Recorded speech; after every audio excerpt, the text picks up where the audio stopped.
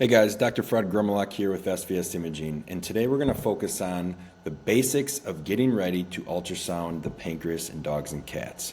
Before we get into the details of each limb, the nuances, and putting your probe in the correct alignment, here's some basic things to understand that will help you get set up for success. Number one is your expectations.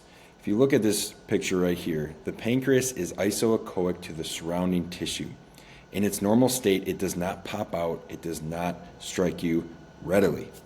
So therefore, what I always tell people is until you're scanning every day, you have 200 to 300 full abdominal scans under your belt, you likely will not identify normal pancreas.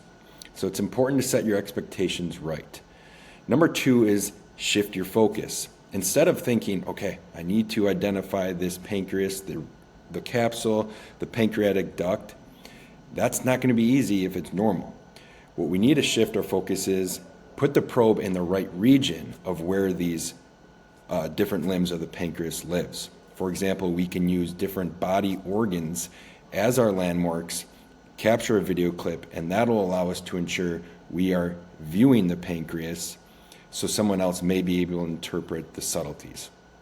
And lastly, your depth is one of the most important features on your ultrasound machine that will allow you to see this better in cases where maybe there might be some minor changes.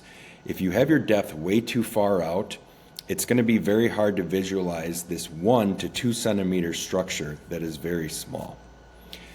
Ultimately, if you focus on these basics, it'll set you up for success once you do begin to start scanning more.